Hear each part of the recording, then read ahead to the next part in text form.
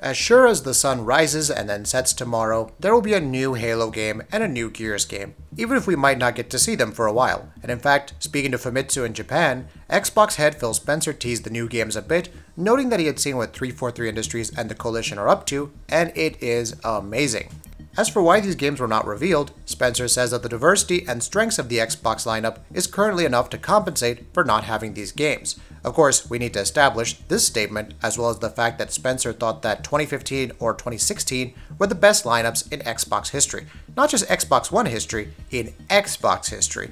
Means that his standards may be a bit different from all of our standards. That said, 343 Industries and the Coalition are talented, so we do want to see what Halo 6 and Gears of War 5 look like. Hopefully they're past the teething problems and come out swinging.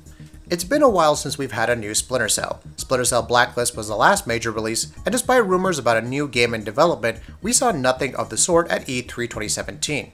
In a Reddit AMA, he responded to a Splinter Cell question with, "Splinter Cell is a brand we talk about a lot. It's also personally one of my favorite series. We don't have anything specific to share at the moment, but teams are working on different things, so stay tuned for more."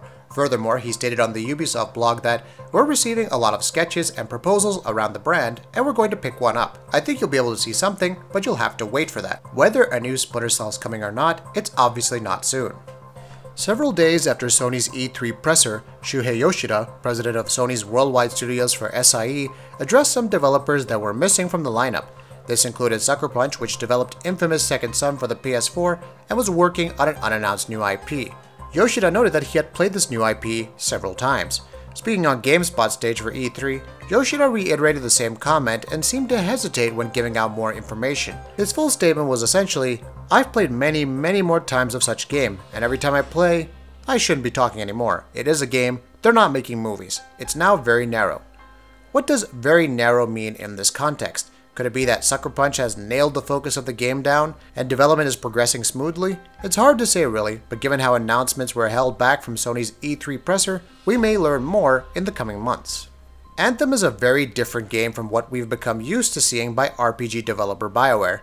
It's a shared world experience, so obviously people have been concerned about the fact that maybe there won't be much of a focus on the story and characters.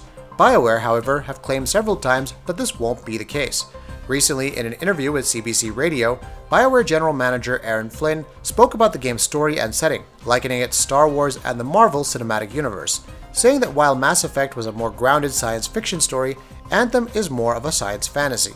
The story is that you're part of humanity, and you're a member of a group called the Freelancers who are out there to protect and save humanity on an alien planet far away. It's a genre we call science fantasy. It's very much like Star Wars, very much like the Marvel Universe, where you see a lot of amazing things happening. But we don't worry too much about why they're happening or how they're happening, the science of it. Mass Effect is more of a real hardcore science fiction IP. This one is much more about just having fun in the game world that is lush and exotic and really sucks you in. That definitely sounds interesting, though it remains to be seen just how much of a focus the story and storytelling aspects will be in the game. Anthem is due out next year for the PS4, Xbox One, and PC. It looks like for the first time in years, Call of Duty is trying new things. Some people might say that it's still not trying enough new things, but the fact that it is at least stepping outside of the strict structure the series has been following for years cannot be disputed. One of the ways it looks to be doing that is how Call of Duty World War II will handle community aspects, and apparently the game takes cues from World of Warcraft in that area. In a recent interview with Eurogamer, Sledgehammer boss and co-founder Michael Condrey went into some details about headquarters, and how the feature derives inspirations from World of Warcraft's Orgrimmar. Remember the last time you went to Orgrimmar in World of Warcraft, Condrey said? Remember that first time experience when you did your quest and you leveled up and you earned all these great rewards, and then you walked into Orgrimmar and it was a bustling city of people with all these activities that made it a community, whether it was the guy who was just showing off his max rank, all purple mounts, or people going to mail, or people gifting each other things. That sense of community was something we felt Call of Duty hadn't capitalized on yet. That's what our attempt with Headquarters is.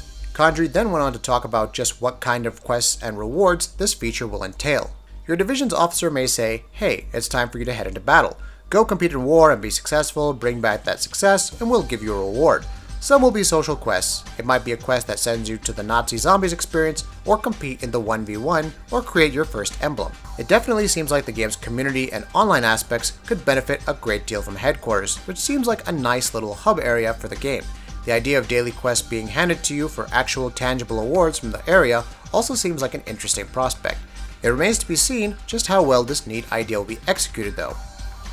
Mass Effect Andromeda was sadly a bit of a mess. It's not actually a bad game at all. The problem is that you have to work your way through so much inane nonsense to get to that most people don't even bother, and who can blame them? Kotaku's Jason Schreier is reporting that in spite of Bioware's insistence, the game will indeed not be getting any single-player DLC. In fact, most of Bioware Montreal has since been assigned to other projects, and the few who remain are just there to push out basic updates and multiplayer content. This is a shame. All we can hope for is that at some point in the future, EA and Bioware might look into returning to it and restoring it to its once held glory. Fumito Ueda is a lot of things: visionary, genius, auteur, but quick and functional is not on the list. 2 of the 3 great games he's made, Ico, Shadow of the Colossus, The Last Guardian, have seen multiple chronic delays, and even platform changes, with The Last Guardian having been a punchline due to its consistent no-show for years before its eventual release last year. However, for his next game, which we still know little about, Ueda says he wants to get the project finished quickly. "I would like to finish a game as soon as quickly possible," he said to Eurogamer, also adding a bit about the development issues faced by The Last Guardian. Many problems were responsible for The Last Guardian taking a very long time. He also shared some insight into the next game he has in mind. "The last 3 games we created I didn't intend to be very similar to each other. When I start to create a game, always I think we will create something different, but the result was that in the 3 games there are some similarities. There's a moment where one game links with another, but I didn't put it in at the start. It happens in the process. So now I think I'm creating something very different, but the end result, I can't say. Whatever it is, we can be completely confident that it'll be worth the wait. Let's just hope that we get to play the game sooner rather than later." The Xbox One X may be far more powerful than the PS4 Pro, but the PS4 Pro has the benefit of being cheaper with more games supporting it, and the backing of the PS4's exclusives library, of course. So why would the average customer pick up the more expensive Xbox One X? Speaking to EPN.TV after E3, Microsoft's Aaron Greenberg tackled that question head on.